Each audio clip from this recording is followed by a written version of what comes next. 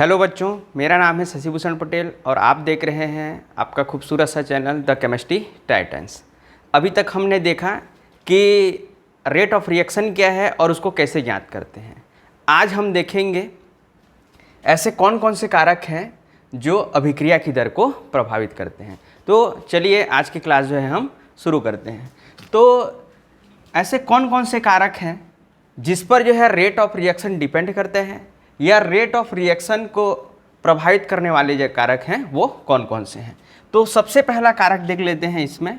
वैसे तो यहाँ पर हम जो है 6-7 कारक पढ़ने वाले हैं, लेकिन यहाँ पर जो मुख्य जो कारक हैं वो है कंसंट्रेशन और टेम्परेचर। सबसे ज़्यादा बात जो है यहाँ पर कंसंट्रेशन और टेम्परेचर पे होगा, बाकी पर बात जो है यहाँ पर कम होगा। तो चलिए सबसे पहले देख लेते हैं फैक्टर। यहाँ पर है सबसे पहला जो फैक्टर है वो है nature of reactant. Nature of reactant, अभिकारक की प्रकृति। ठीक है, अभिकारक की प्रकृति। तो सबसे पहला हमारा जो कारक है वो है अभिकारक की प्रकृति। तो नेचर ऑफ रिएक्टेंट जो है किस प्रकार से जो है रेट ऑफ रिएक्शन को प्रभावित करते हैं। तो इसमें है सबसे पहला आयनिक रिएक्टेंट। यदि रिएक्टेंट क्या हो, आयनिक हो, तो सबसे पहला है आयनिक रिएक्टेंट। जैसे इसका एग्जाम्पल पहले भी देख चुके हैं हम लोग, NaCl plus AgNO3 gives AgCl plus NaNO3। तो यहाँ पर देखिए पहले भी ये रिएक्शन देख चुके हैं। ये रिएक्शन क्या होता है, बहुत ही फास्ट होता है। ठीक है, क्योंकि जितने भी आयनिक रिएक्शन होते हैं वो बहुत फास्ट होते हैं। यहाँ पर Na प्लस है, Cl माइनस है, यहाँ पर Ag प्लस है, NO3 माइनस है। ठीक है, अब इनका क्या हुआ, Na प्लस और Cs में अट्रैक्शन है और Ag प्लस और NO3 माइनस में अट्रैक्शन है, लेकिन यहाँ पर जो विपरीत आयन हैं वो एक दूसरे को देखकर क्या हो गए, आकर्षित हो गए। इसी प्रकार से यहाँ पर Ag Cl माइनस के साथ और Na प्लस NO3 के साथ रिएक्ट करके सिल्वर क्लोराइड का अवक्षेप और सोडियम नाइट्रेट का विलयन बनाया। तो ये है जितने भी आयनिक रिएक्शन होंगे, आपको पहले से पता है जितने भी आयनिक रिएक्शन होते हैं वो 10⁻⁻14 से 10⁻⁻12 सेकेंड में ही पूरे हो जाते हैं। ठीक है, बहुत ही फास्ट रिएक्शन है। तो जाहिर सी बात है, अब फास्ट रिएक्शन है तो इनका रेट ऑफ रिएक्शन क्या होगा, बढ़ेगा। जितने भी यदि रिएक्टेंट कैसे हो, आयनिक हो, तो वहाँ पर रेट ऑफ रिएक्शन क्या हो जाएगा, बढ़ जाएगा। दूसरा देखते हैं, यदि कोवेलेंट रिएक्टेंट हो, यदि कोवेलेंट रिएक्टेंट हो तब क्या होगा।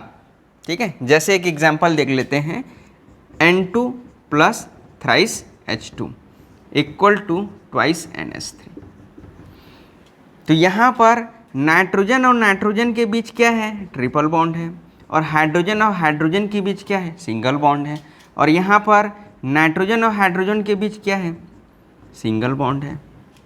तो यहाँ पर देखिए ये जो बॉन्ड है, ठीक है, नाइट्रोजन और नाइट्रोजन के बीच जो कोवेलेंट बॉन्ड है, हाइड्रोजन और हाइड्रोजन के बीच जो कोवेलेंट बॉन्ड है, जब तक ये इसको ब्रेक नहीं करेंगे, जब तक ये जो है बॉन्ड को जो है ब्रेक नहीं करेंगे, तब तक जो है यहाँ पर नया बॉन्ड जो है नहीं बनेगा। ठीक है, नए बॉन्ड का फॉर्मेशन नहीं होगा। तो यहाँ से यहाँ पहुँचने में कुछ टाइम लगेगा। ठीक है, यहाँ से बंध को तोड़ने से लेके नए बंध बनाने में कुछ ना कुछ टाइम लगेगा। ठीक है, तो ये रिएक्शन जो है इसकी तुलना में लेट से होगा, तो इसका जो रेट ऑफ रिएक्शन है वो क्या होगा, कम होगा। तो सिंपल सी बात है, यदि जो है रिएक्टेंट जो है आयनिक होगा तो रेट ऑफ रिएक्शन वहाँ पर बढ़ेगा। ठीक है, क्योंकि ये तो बहुत फास्ट रिएक्शन होते हैं, पिको सेकेंड में भी पूरे हो जाते हैं। ठीक है, लेकिन यदि जो है रिएक्टेंट जो है कोवेलेंट हो तो कोवेलेंट बॉन्ड को पहले तोड़ना पड़ेगा। ठीक है, पुराने बंध टूटेंगे तो नए बंध बनेंगे। अब पुराने बंध के टूटने में और नए बंध के बनने में फिक्स टाइम लगेगा। ठीक है, तो इसका रेट ऑफ रिएक्शन क्या होगा, कम होगा। लेकिन यहाँ पर आयनिक रिएक्टेंट में क्या हो रहा है, ना पुराने बंध टूट रहे हैं ना नए बंध बन रहे हैं। यहाँ पर क्या हो रहा है, बस अट्रैक्शन हो रहा है, इलेक्ट्रोस्टैटिक अट्रैक्शन हो रहा है। ठीक है, Na+ और Cl- इनमें जो है अट्रैक्शन था, और Ag+ और NO3- में अट्रैक्शन था। लेकिन जैसे ही जो है Na+, NO3- को देखा, अट्रैक्ट हो गया, Cl- Ag+ को देखा, अट्रैक्ट हो गया, और यहाँ पर जो है क्या बना लिए, सिल्वर क्लोराइड और सोडियम नाइट्रेट का सॉल्यूशन। इतने ज़्यादा अट्रैक्ट हो गए कि ये पिकोसेकंड से कम में भी जो है ये क्या बना लिए, प्रोडक्ट का निर्माण कर लिए। तो यहाँ पर देखिए रेट ऑफ रिएक्शन क्या होगा, बहुत हाई होगा। ठीक है, वेरी हाई। यहाँ पर रेट ऑफ रिएक्शन क्या होगा, बहुत हाई होगा, क्योंकि ये तो पिकोसेकंड में भी पूरा हो जा रहा है। जबकि पुराने बंध को तोड़ने में और नए बंध को बनाने में क्या लगेगा, फिक्स टाइम लगेगा। तो यहाँ पर रेट ऑफ रिएक्शन क्या होगा, कम होगा। क्लियर है। तो यदि रिएक्टेंट आयनिक हो तो उसका रेट ऑफ रिएक्शन ज़्यादा होगा, यदि रिएक्टेंट जो है कोवैलेंट हो तो उसका रेट ऑफ रिएक्शन कम होगा। चलिए नोट कर लीजिए। इसी के अंतर्गत अगला जो कारक है वो है आपका होमोजीनस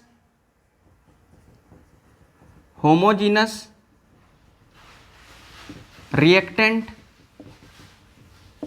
और हेटेरोजीनस रिएक्टेंट।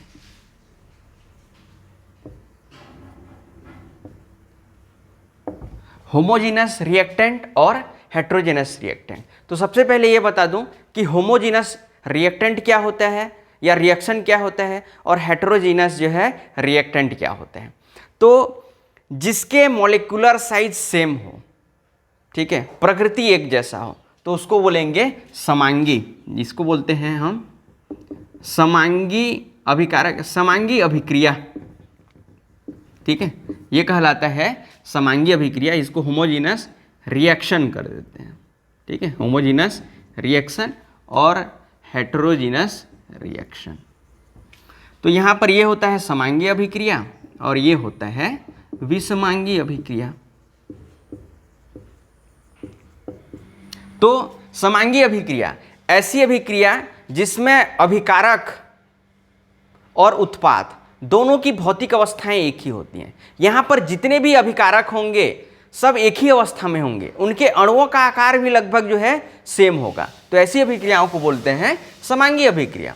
विषमांगी अभिक्रिया ऐसी अभिक्रियाएं जिसमें जो पदार्थ के अणु रहते हैं उनका साइज जो है अलग अलग होता है, फिजिकल स्टेट जो है अलग अलग होते हैं, तो उसको बोलेंगे विषमांगी अभिक्रिया। जैसे यहाँ पर ये मान लो यहाँ पर जो है जो मॉलिक्यूल हैं उनके साइज जो है सेम है।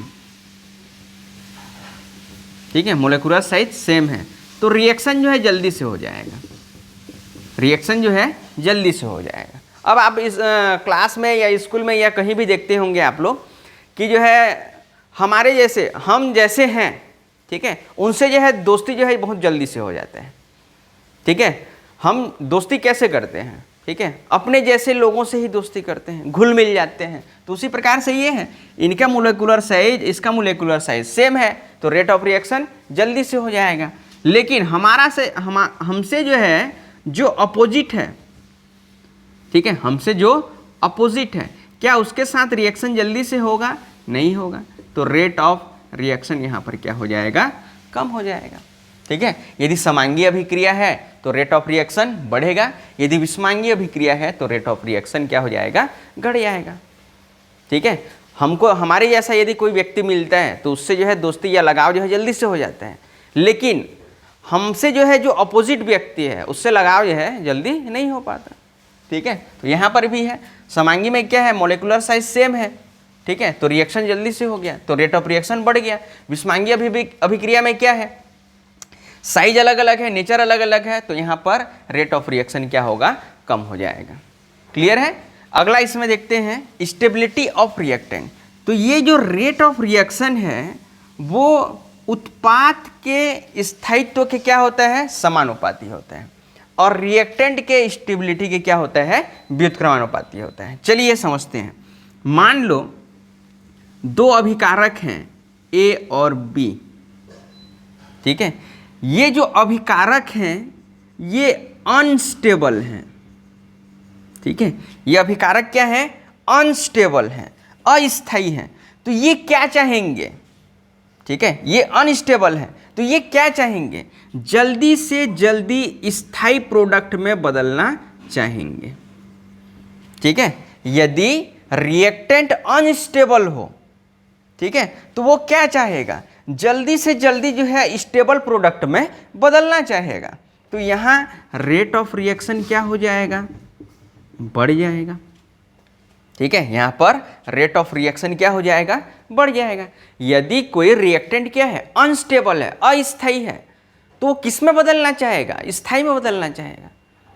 ठीक है, वो किस में बदलना चाहेगा, स्थायी प्रोडक्ट में बदलना चाहेगा। ठीक है, तो रिएक्टेंट जितना अनस्टेबल होगा उसका रेट ऑफ रिएक्शन उतना ही ज़्यादा होगा। ठीक है, इसका एक उदाहरण देख लेते हैं, जैसे है एसिटिक एसिड। ठीक है, एसिटिक एसिड CH3COOH, इसका जब आयनन होता है तो यहाँ पर बनता है CH3COO- और H+। उसी प्रकार से देख लेते हैं फार्मिक एसिड HCOOH, तो यहाँ पर होता है HCOO- और H+। तो यहाँ पर देखते हैं, अब यदि यहाँ पर मैं मान लूँ कि इसका रेट ऑफ रिएक्शन, ये रेट ऑफ रिएक्शन फर्स्ट है और रेट ऑफ रिएक्शन ये सेकंड है। ठीक है, तो चलिए यहाँ पर देखते हैं। तो यहाँ पर देखिए, यहाँ पर एसिटेट आयन बनते हैं। जब एसिटिक एसिड जो है अपने आयनों में टूटता है तो यहाँ पर एसिटेट आयन H+ आयन बनते हैं, और यहाँ पर जो है फार्मेट आयन और H+ आयन बनते हैं। अब इसमें देखते हैं किसकी स्टेबिलिटी ज़्यादा है। तो यहाँ पर देखिए एक चीज़, इन दोनों में, ठीक है, यहाँ पर CH3 समूह है, यहाँ पर H है। ठीक है, तो आपने देखा होगा पिछले क्लास में जो है आपने पढ़ा होगा प्लस I इफेक्ट और माइनस I इफेक्ट। तो यहाँ पर CH3 में कौन सा इफेक्ट है, प्लस I इफेक्ट है, प्लस I इफेक्ट है, अर्थात ये इलेक्ट्रॉनों को क्या करेगा, COO- की ओर धकेलेगा। इलेक्ट्रॉनों को क्या करेगा, COO- की ओर धकेलेगा। तो इस पर जो है चार्ज क्या हो जाएगा, बढ़ जाएगा। ठीक है, अब किसी भी स्पीसी पे चार्ज बढ़ना अच्छी बात नहीं है। ठीक है, बेचारा ये पहले से इसका बोझ ढो रहा है। ठीक है, ये पहले से है जो है इसका बोझ ढो रहा है। ठीक है, CH3 और उस पर बोझ बढ़ा दिया तो स्टेबिलिटी क्या हो जाएगी,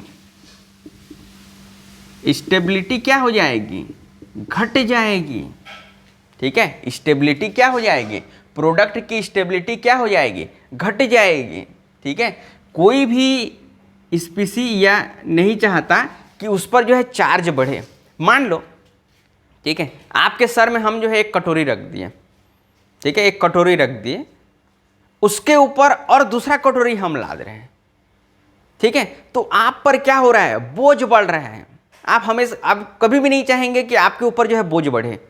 ठीक है, उसी प्रकार से बेचारा ये भी नहीं चाहता, COO- ये नहीं चाहता कि इसके ऊपर जो है बोझ बढ़े। ठीक है, तो यहाँ पर प्लस I इफेक्ट होने के कारण जो है ये इलेक्ट्रॉनों को किसकी ओर धकेल रहे हैं, COO- की ओर धकेल रहे हैं, जिसके कारण से इसकी स्टेबिलिटी क्या हो रही है, घट रही है। ठीक है, जबकि यहाँ पर कोई इफेक्ट नहीं है, इस H पर जो है कोई इफेक्ट नहीं है, तो इसकी स्टेबिलिटी क्या होगी, इस प्रोडक्ट की स्टेबिलिटी क्या होगी, बढ़ जाएगी। ठीक है, और अभी हमने आप देखा कि रेट ऑफ रिएक्शन किस पर डिपेंड करता है, stability of product. Stability of product के क्या होता है, समानुपाती होता है। अर्थात यहाँ पर किसकी स्टेबिलिटी ज़्यादा है, फार्मिक एसिड की स्टेबिलिटी ज़्यादा है, तो rate of reaction second is greater than rate of reaction first। ठीक है, कौन स्पीड से होगा, ये स्पीड से होगा। ठीक है, ये जो रिएक्शन है वो स्पीड से होगा, क्योंकि यहाँ पर स्टेबिलिटी बढ़ रही है। यहाँ पर क्या हो रहा है, स्टेबिलिटी बढ़ रही है, जबकि यहाँ पर क्या हो रहा है, स्टेबिलिटी जो है घट रहा है। क्लियर है?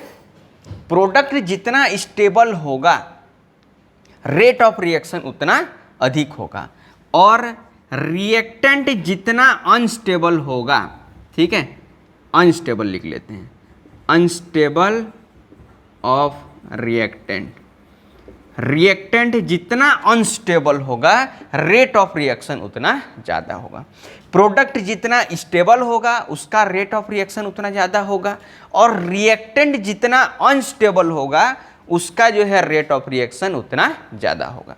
तो यहाँ पर देखिए स्टेबिलिटी की हम बात कर रहे हैं, तो यहाँ पर HCOO माइनस की स्टेबिलिटी ज़्यादा होगी, किससे, CH3COO माइनस की तुलना में, क्योंकि यहाँ पर CH3 में जो मेथिल समूह है इस पर प्लस आई इफेक्ट पाया जाता है। तो ये क्या करता है, इलेक्ट्रॉनों को धकेलता है, इलेक्ट्रॉन प्रतिकर्षी समूह है, ठीक है, इस पर आवेश को बढ़ा देता है, आवेश को बढ़ा देता है तो बेचारे CO माइनस पर बोझ बढ़ जाता है, जिसके कारण इसकी स्टेबिलिटी घट जाती है। अब प्रोडक्ट की स्टेबिलिटी घट रही है तो रेट ऑफ रिएक्शन भी क्या हो जाएगा, घट जाएगा।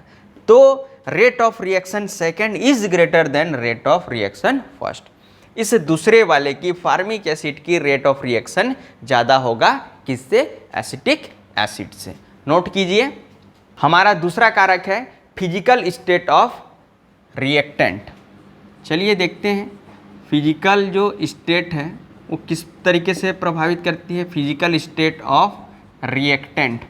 तो हम जानते हैं पदार्थ की 3 अवस्थाएं होती हैं, कौन कौन सा, सॉलिड, लिक्विड और गैस, ठीक है। अब बताइए सॉलिड में क्या होते हैं, अणु बहुत पास पास होते हैं, ठीक है, अणु जो है बहुत पास पास होते हैं। लिक्विड में अणु जो है सॉलिड की तुलना में हल्के से दूर दूर होते हैं, थोड़े से दूर दूर होते हैं, ठीक है। लेकिन गैस में क्या होता है, अणु जो है बहुत दूर दूर होते हैं, ठीक है, अणु जो है बहुत दूर दूर होते हैं। सॉलिड में क्या होता है, अट्रैक्शन ज़्यादा होते हैं, अणु क्या है, हिल डुल भी नहीं पाते हैं, अणु क्या है, हिल डुल भी नहीं पाते हैं, ठीक है। तो यहाँ पर होगा क्या सॉलिड में, यहाँ पर देखिए ये जो है, यहाँ पर ये 2 टाइप के अणु हैं, ए टाइप का अणु और बी टाइप का अणु, ठीक है। अब क्या है, अणु हिल डुल भी नहीं पा रहे हैं, तो क्या रिएक्शन जल्दी से होगा, ठीक है। ये बेचारे जो अणु हैं, ये बेचारे जो अणु हैं वो हिल डुल भी नहीं पा रहे हैं, यहाँ पर अट्रैक्शन इतना ज़्यादा है कि अणु हिल डुल भी नहीं पा रहे हैं। तो क्या ए बी के साथ रिएक्ट करेगा तो वो जल्दी से होगा, नहीं होगा। तो यहाँ पर सॉलिड का जो रेट ऑफ रिएक्शन होता है वो सबसे कम होता है। अब देख लेते हैं गैस का, ये जो है ए टाइप के गैस के अणु हैं और ये जो है बी टाइप के गैस के अणु हैं। अब देखिए यहाँ पर, ठीक है, ये जो है बहुत दूर दूर हैं, किसी भी प्रकार का इनमें बंधन नहीं है, बंधन नहीं है तो ये जिधर चाहेंगे गति करेंगे, यहाँ से आके यहाँ टकरा जाएंगे, यहाँ से आके यहाँ टकरा जाएंगे, ठीक है। तो यहाँ पर ये रेट ऑफ रिएक्शन क्या हो जाएगा, अभिक्रिया जो है जल्दी से संपन्न हो जाएगा, तो रेट ऑफ रिएक्शन यहाँ पे क्या होगा, ज़्यादा होगा, ठीक है। ये तो खुले घूम रहे हैं ना, ठीक है, इनमें यह फोर्स ऑफ अट्रैक्शन बहुत ज़्यादा है, तो अणु हिल डुल भी नहीं पा रहे हैं, बेचारे हिल डुल नहीं पा रहे हैं, तो रिएक्शन क्या करेंगे, करेंगे लेकिन लेट से करेंगे, तो रेट ऑफ रिएक्शन क्या हो जाएगा, कम हो जाएगा। गैस के अणु क्या है, बहुत दूर दूर है, ठीक है, तो ये जो है अपने आप अपने मन से गति कर रहे हैं, ठीक है, तो रेट ऑफ रिएक्शन इनका बढ़ गया।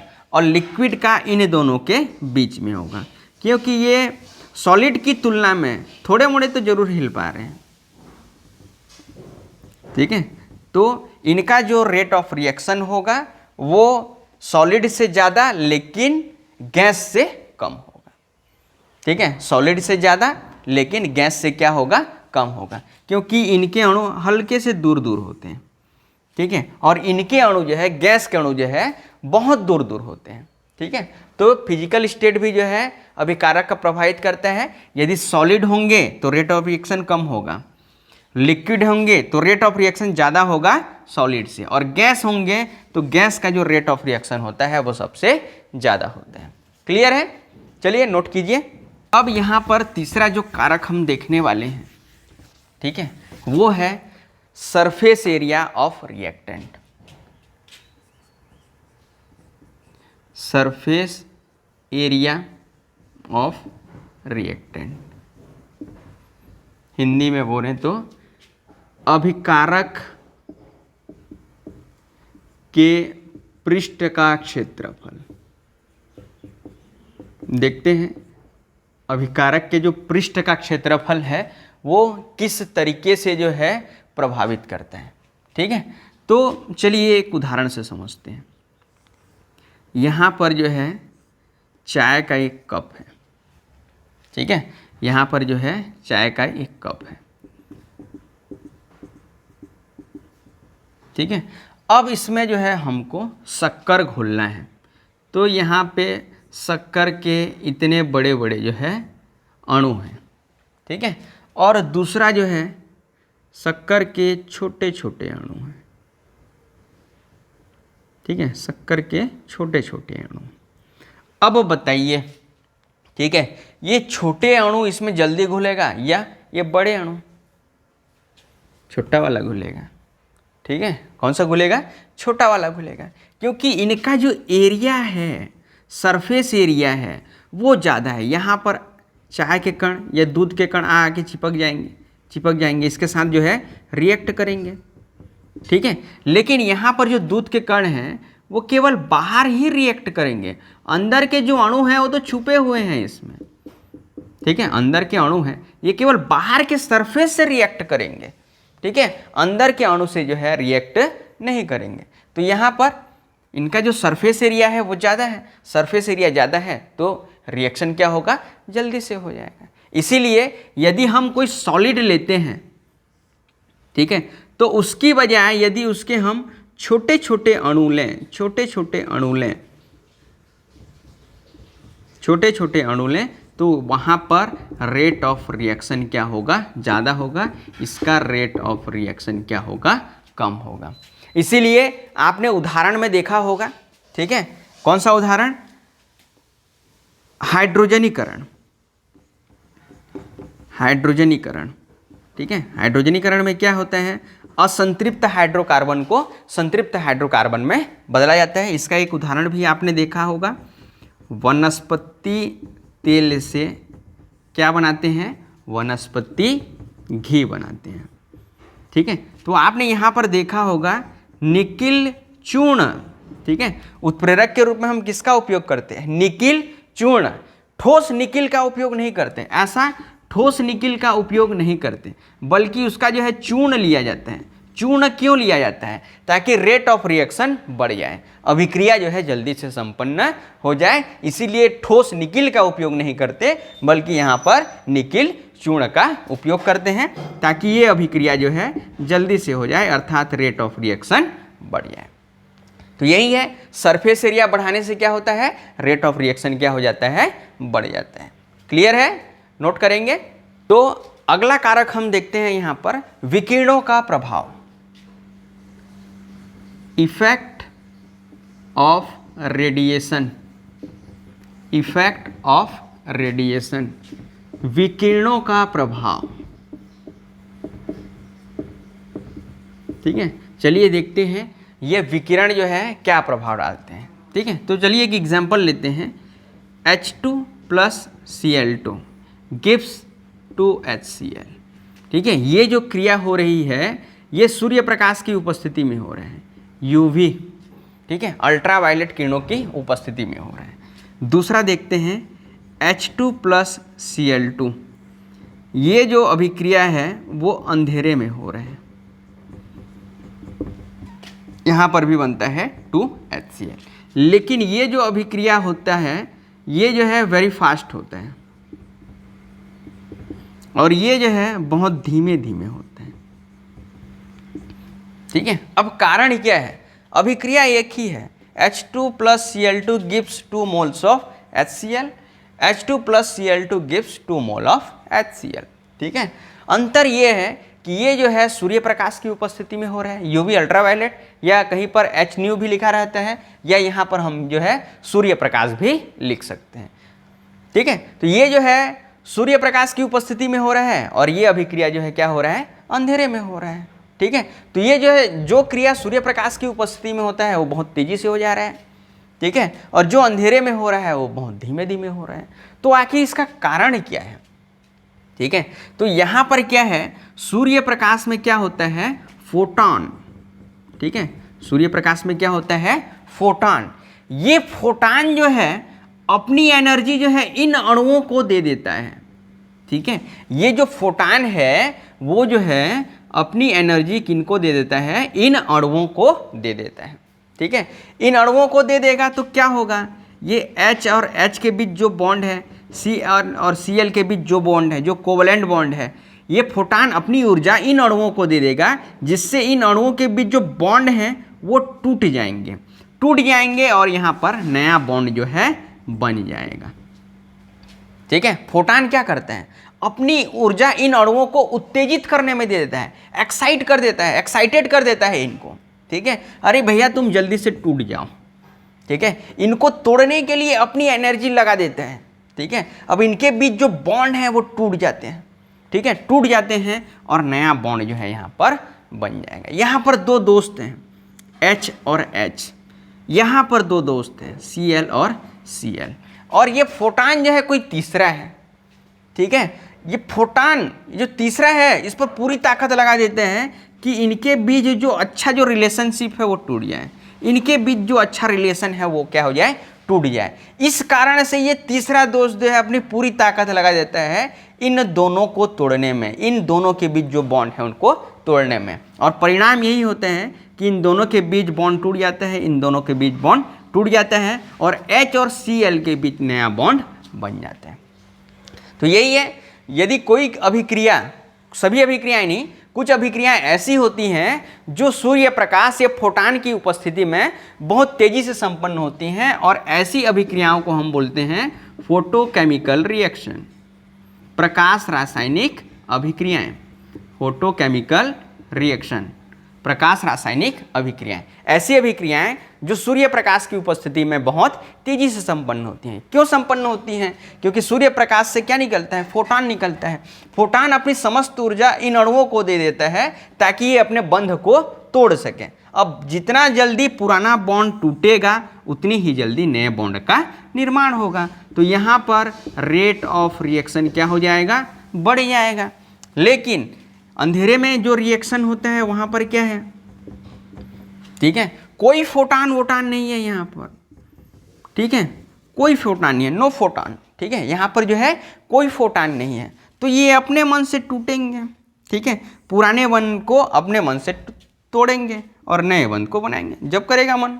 ठीक है, इनका जब भी मन करेगा, जब भी लगेगा कि हमारे बॉन्ड को तोड़ना चाहिए तो तोड़ लेंगे और नया बॉन्ड बनाएंगे, इनकी मर्जी है।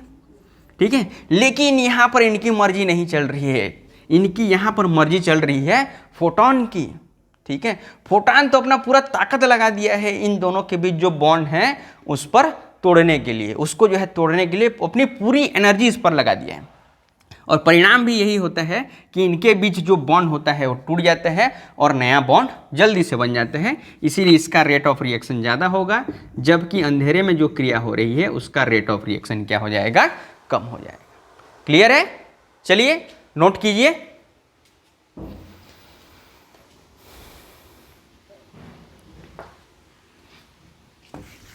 चलिए अगला हम कारक देखने वाले हैं उत्प्रेरक। ठीक है, अब देखते हैं उत्प्रेरक किस प्रकार से जो है अपना प्रभाव डालता है।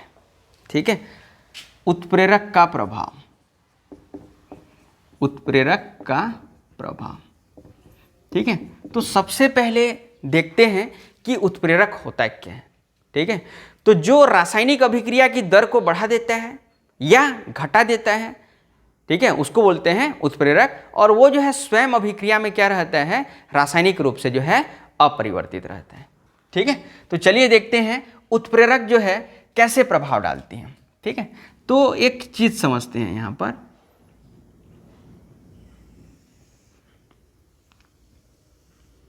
ठीक है, यहाँ पर एक ग्राफ ले लेते हैं। ठीक है, यहाँ पर क्या है, अभिकारक है, रिएक्टेंट, यहाँ पर अभिकारक है और यहाँ पर है प्रोडक्ट। ठीक, तो हम सोचते हैं, क्या सोचते हैं कि ए अपना रिएक्टेंट है, ए से क्या बन जाएगा, बी बन जाएगा। ठीक है, ठीक है, कोई हलवा है क्या जो इतना जल्दी बन जाएगा, नहीं बनेगा। ठीक है, कोई ये हलवा नहीं है कि ए से डायरेक्ट जो है क्या हो जाएगा, बी बन जाएगा। ठीक है, कुछ कठिनाइयों का सामना इनको भी करना पड़ता है। चलिए देखते हैं वो कौन कौन सी कठिनाइयाँ हैं। तो जैसे यहाँ पर अभिकारक है और ये क्या है, उत्पाद है। ये अभिकारक है और यहाँ पर ये क्या है, उत्पाद है। ठीक है, तो यहाँ पर क्या है, इस अभिकारक को जो है इस शिखर तक, ठीक है, इस शिखर तक पहुँचना जरूरी है। जब तक ये शिखर तक नहीं पहुँचेगा और यहाँ से नहीं उतरेगा तब तक जो है वहाँ पर प्रोडक्ट नहीं बन सकता। ठीक है, ये जो अभिकारक है, जैसे मान लो एक पर्वत है। ठीक है, मान लो एक पर्वत है। ठीक है, तो हमको इस ओर जाना है, तो सबसे पहले इस शिखर तक हमको पहुंचना होगा, फिर यहाँ पर उतरेंगे तब हमको क्या मिलेगा, प्रोडक्ट मिलेगा। उसी प्रकार से इस रिएक्टेंट को भी इसको पार करना पड़ेगा। ये जो शिखर है इसको पार करना पड़ेगा, पार करेगा तब जाके वहाँ पर प्रोडक्ट बनेगा। ठीक है, इस शिखर को हम बोलते हैं एक्टिवेशन एनर्जी। ठीक है, एक्टिवेशन एनर्जी, हिंदी में बोले तो सक्रियण ऊर्जा। ठीक है, या इसको ऊर्जा अवरोध भी बोलते हैं। ठीक है, क्या बोलते हैं इसको, ऊर्जा अवरोध। तो ये जब तक ये जो रिएक्टेंट है ये ऊर्जा अवरोध को पार नहीं करेगा तब तक जो है वो प्रोडक्ट में नहीं बदल सकता। अर्थात सक्रियण ऊर्जा यदि ज़्यादा है, सक्रियण ऊर्जा ज़्यादा है मतलब इसकी ऊंचाई ज़्यादा है, तो लेट लगेगा प्रोडक्ट बनने में। ठीक है, अब यहाँ पर क्या किए, यहाँ पर कोई उत्प्रेरक डाल दिए, कोई कैटलिस्ट डाल दिए। ठीक है, अब कैटलिस्ट क्या करता है, यहाँ पर सक्रियण ऊर्जा के मान को कम कर देता है और एक नया रास्ता बना देता है। ठीक है, अब देखिए पहले क्या होता था, ये रिएक्टेंट को इतनी ऊंचाई पे चढ़ना होता था, फिर उतरेगा तब जाके क्या बनेगा, प्रोडक्ट बनेगा। अब यहाँ पर क्या कर दिए हम, उत्प्रेरक डाल दिए। उत्प्रेरक डाल दिए तो ये उत्प्रेरक क्या किया, एक्टिवेशन एनर्जी के मान को कम कर दिया। पहले यहाँ पर एक्टिवेशन एनर्जी, ठीक है, यहाँ पर एक्टिवेशन एनर्जी क्या था, ज़्यादा था। अब यहाँ पर देखिए उत्प्रेरक जैसे ही डाल दिए, यहाँ पर एक्टिवेशन एनर्जी का मान क्या हो गया, कम हो गया। अब एक्टिवेशन एनर्जी का मान कम हो गया अर्थात प्रोडक्ट जो है जल्दी से बन जाएगा। ये कैटलिस्ट क्या किया, एक नया रास्ता ही बना दिया। ठीक है, इस रिएक्टेंट के लिए एक नया रास्ता ही बना दिया यहाँ पर। ठीक है, पहले इस रिएक्टेंट को इस जटिल रास्ते से होके जाके प्रोडक्ट बनाना पड़ता था। अब जैसे ही उत्प्रेरक डाले, ये एक्टिवेशन एनर्जी के मान को कम कर दिया, सक्रियण ऊर्जा का मान कम कर दिया, एक नया रास्ता बना दिया। अब इस रास्ते में जाना है, अब इस रास्ते में जाना है तो ऊंचाई जो है कम चढ़ना पड़ेगा। ठीक है, तो प्रोडक्ट यहाँ पर जल्दी बन जाएगा। तो यहाँ पर यदि उत्प्रेरक नहीं है तो रेट ऑफ रिएक्शन कम होता है, यहाँ पर रेट ऑफ रिएक्शन जो है ज़्यादा हो जाएगा क्योंकि प्रोडक्ट जो है जल्दी से बन जाएगा। तो ये उत्प्रेरक क्या करते हैं, अभिकारक के सक्रियण ऊर्जा के मान को कम कर देते हैं। मान को कम कर देते हैं तो अभिक्रिया जो है जल्दी से संपन्न हो जाती है, तो रेट ऑफ रिएक्शन क्या हो जाता है, बढ़ जाता है। ठीक, नोट करेंगे। अगला जो हमारा कारक है वो बहुत ही महत्वपूर्ण कारक है। ठीक है, जो है टेम्परेचर। देखते हैं टेम्परेचर जो है किस प्रकार से इफेक्ट डालता है। ठीक है, तो देख लेते हैं टेम्परेचर। तो सबसे पहले ये जान लेते हैं, जैसे जैसे नॉर्मली, ठीक है, जनरली टेम्परेचर बढ़ाते जाएंगे तो रेट ऑफ रिएक्शन क्या होते जाएगा, बढ़ते जाएगा। ठीक है, टेम्परेचर बढ़ाएंगे रेट ऑफ रिएक्शन बढ़ते जाएगा। एक्सपेरिमेंटली ये देखा गया है कि प्रति 10 अंश सेल्सियस पर ये जो रेट ऑफ रिएक्शन है वो दुगुना हो जाता है। ठीक है, प्रति 10 अंश सेल्सियस पर अभिक्रिया की दर दोगुनी हो जाती है।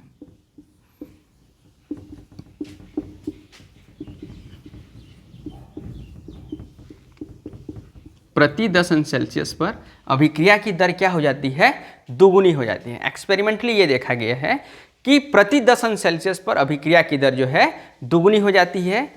ठीक है, इसका जो है डिटेल्स हम आगे में देखेंगे। फिलहाल ये देखते हैं जनरली यदि हम टेम्परेचर बढ़ाएंगे तो रेट ऑफ रिएक्शन जो है बढ़ जाएगा। क्वेश्चन जो है कुछ इस तरीके से आता है, मान लो एक अभिक्रिया है, ठीक है, प्रति 10 अंश सेल्सियस पर अभिक्रिया की दर दुगुनी हो जाती है। जैसे क्वेश्चन बना लेते हैं, ठीक है, क्वेश्चन दिया गया है प्रति 10 अंश सेल्सियस पर अभिक्रिया की दर दुगुनी हो जाती है, तो ताप को जो है यदि 10 से 50 अंश सेल्सियस कर दिया जाए, ठीक है, तो अभिक्रिया की दर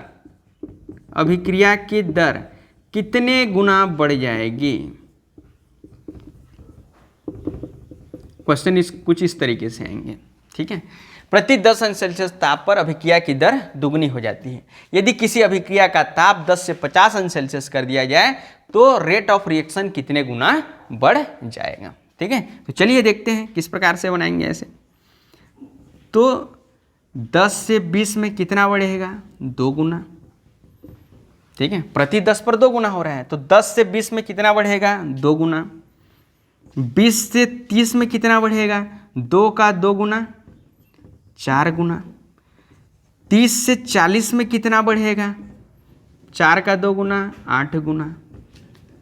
और 40 से 50 में कितना बढ़ेगा, 8 का 2 गुना, 16 गुना। अर्थात यदि किसी अभिक्रिया का ताप 10 से 50 अंश सेल्सियस कर दें तो रेट ऑफ रिएक्शन कितने गुना बढ़ जाएगी, 18 गुना बढ़ जाएगी। क्योंकि हर 10 अंश सेल्सियस पे ताप कितना बढ़ जा रहा है, 2 गुना बढ़ जा रहे हैं। ठीक है, और यहाँ पर और एक चीज़ देखेंगे, जैसे कि ऊष्माक्षेपी अभिक्रियाएं हैं। ठीक है, ऊष्माक्षेपी अभिक्रिया जिसको हम क्या बोलते हैं, एक्सोथर्मिक रिएक्शन। ठीक है, और दूसरा होता है ऊष्माशोषी अभिक्रिया, एंडोथर्मिक रिएक्शन। ठीक है, आपको पहले ही पता है ऊष्माक्षेपी अभिक्रिया, इस अभिक्रिया में ऊष्मा पहले से बाहर निकलता है। ठीक है, ऐसी अभिक्रियाएं जिनके होने से ऊष्मा बाहर निकलता है, ऊष्माक्षेपी अभिक्रिया। ठीक है, जिनमें जो है ऊष्मा का अवशोषण होता है उसको बोलते हैं ऊष्माशोषी अभिक्रिया। तो ऊष्माक्षेपी अभिक्रिया में टेम्परेचर ऑलरेडी बाहर निकल रहे हैं, तो और यदि हम टेम्परेचर बढ़ाएंगे तो रेट ऑफ रिएक्शन क्या होगा, घटेगा। ठीक है, ऊष्माक्षेपी अभिक्रियाओं में पहले से जो है टेम्परेचर बाहर निकल रहा है, ऊष्मा बाहर निकल रहे हैं, उसका टेम्परेचर हम और बढ़ाएंगे तो रेट ऑफ रिएक्शन क्या होगा, घटेगा। और ऊष्माशोषी अभिक्रियाओं में ऊष्मा क्या हो रहा है, अवशोषित हो रहा है, तो यहाँ पर टेम्परेचर बढ़ाएंगे तो रेट ऑफ रिएक्शन क्या होगा, बढ़ेगा। ये सब चीज़ हम जो है 11वीं कक्षाओं में ली-सितालिये के सिद्धांत में भी हम पढ़ चुके हैं। ठीक है, ऊष्माक्षेपी अभिक्रियाएं, ऊष्माशोषी अभिक्रियाएं। ठीक है, तो ये जो है ली-सितालिये के सिद्धांत में भी हम पढ़ चुके हैं। तो ऊष्माक्षेपी अभिक्रियाओं में यदि टेम्परेचर बढ़ाएंगे तो रेट ऑफ रिएक्शन घटेगा, और ऊष्माशोषी अभिक्रियाओं में यदि टेम्परेचर बढ़ाएंगे तो रेट ऑफ रिएक्शन क्या होगा, बढ़ेगा। ठीक है, नोट कीजिए। अगला जो हमारे पास महत्वपूर्ण कारक है वो है कंसंट्रेशन ऑफ रिएक्टेंट। ठीक है, कंसंट्रेशन ऑफ रिएक्टेंट, अभिकारकों का सांद्रण। तो देखते हैं यहाँ पर अभिकारक का सांद्रण किस तरीके से जो है प्रभावित करेगा। तो जनरली यदि अभिकारक का सांद्रण हम बढ़ाएंगे, अभिकारक का सांद्रण बोलने से रिएक्टेंट को कोष्टक में लिए, ये हो गया अभिकारकों का सांद्रण। तो अभिकारक का सांद्रण बढ़ाएंगे तो रेट ऑफ रिएक्शन जो है बढ़ जाएगा जनरली। ठीक है, यदि अभिकारक का सांद्रण बढ़ाएंगे तो रेट ऑफ रिएक्शन क्या हो जाएगा, बढ़ जाएगा। तो यहाँ पर देखते हैं रेट ऑफ रिएक्शन क्या होता है। मान लो यहाँ पर पहला है, यहाँ पर अभिकारक है, इससे क्या बने, प्रोडक्ट बने। ठीक है, इससे क्या बना, प्रोडक्ट बना। अब यहाँ पर अभिकारक का सांद्रण बढ़ा दिए, सांद्रण बढ़ा दिए मतलब अणुओं की संख्या बढ़ गई। अब अणुओं की संख्या बढ़ गई तो पहले क्या होते, ये 2 अणु ही आपस में टकराते। ठीक है, पहले क्या होता है, ये 2 अणु ही आपस में टकराते और किसका निर्माण करते, प्रोडक्ट का निर्माण करते। ये रिएक्टेंट था। ठीक है। तो ये दो अणु टकराते और किसका निर्माण करते, प्रोडक्ट का निर्माण करते। अब जो है अभिकारक का सांद्रण बढ़ा दिए हम, ठीक है, सांद्रण बढ़ा दिए अर्थात अभिकारक की मात्रा बढ़ा दिए, तो इनके आपस में टकराने की संभावना भी क्या हो जाएगी, बढ़ जाएगी। अब आपस में टकराना की संभावना बढ़ जाएगी तो यहाँ पर ये अभिक्रिया बहुत जल्दी से संपन्न हो जाएगा, अर्थात रेट ऑफ रिएक्शन यहाँ पर क्या हो जाएगा, बढ़ जाएगा। तो जनरली अभिकारक का सांद्रण बढ़ाने से अभिक्रिया की दर क्या हो जाती है, बढ़ जाती है, क्योंकि अणुओं के आपस में टकराने की संभावना बढ़ जाती है। अब अणु आपस में जल्दी टकराएंगे तो यहाँ पर अभिक्रिया जल्दी से संपन्न हो जाएगा, अर्थात रेट ऑफ रिएक्शन यहाँ पर क्या हो जाएगा, बढ़ जाएगा। ये आवश्यक नहीं है कि अभिकारक का सांद्रण बढ़ाएंगे तो अभिक्रिया की दर बढ़ ही जाएगी। कुछ ऐसी अभिक्रियाएं भी हैं जिनमें अभिकारक का सांद्रण बढ़ाने से रेट ऑफ रिएक्शन पर जो है कोई प्रभाव नहीं पड़ता, ठीक है। कुछ ऐसी अभिक्रियाएं होती हैं कि अभिकारक का सांद्रण जितना भी हम बढ़ा लें, रेट ऑफ रिएक्शन पर जो है कोई प्रभाव नहीं पड़ता। कुछ ऐसी भी अभिक्रियाएं होती हैं जिस पर अभिकारक का सांद्रण बढ़ाने से, ठीक है, रेट ऑफ रिएक्शन क्या हो जाता है, घट जाता है, ठीक है। तो जनरली यदि हम देखें तो अभिकारक का सांद्रण बढ़ाने से अभिक्रिया की दर बढ़ जाती है। क्लियर है, नोट करेंगे। अब अगला कारक देखते हैं, दाब का प्रभाव, ठीक है। अगला कारक हम देखते हैं दाब का प्रभाव। यदि अभिकारक कैसे हो, गैस हो, ठीक है, तो दाब बढ़ाने से क्या होगा, ठीक है। अब यहाँ पर सोचिए, यहाँ पे गैस के अणु हैं, ठीक है, यहाँ पे गैस के अणु हैं, ठीक है। ये क्या है, गैस के अणु रिएक्टेंट हैं, ठीक है।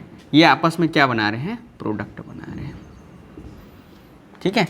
अब इसका जो है दाब बढ़ाएंगे, दाब बढ़ाने से क्या होता है, आयतन में कमी होता है। दाब बढ़ाएंगे, ठीक है, मान लो ये गैस है, इसका दाब बढ़ाएंगे तो आयतन में क्या होगा, कमी होगा, अर्थात अणु क्या आएंगे, पास पास आएंगे, ठीक है। अणु पास पास आएंगे तो इनके आपस में टकराने की संभावना क्या हो जाएगी, बढ़ जाएगी। अणु यदि पास पास आएंगे तो इनके आपस में टकराने की संभावना क्या होगी, बढ़ जाएगी। अब आपस में टकराने की संभावना बढ़ जाएगी तो रेट ऑफ रिएक्शन भी क्या होगा, बढ़ जाएगा। गैस के अणु हैं, दूर दूर हैं, ठीक है, बहुत दूर दूर होते हैं गैस के अणु।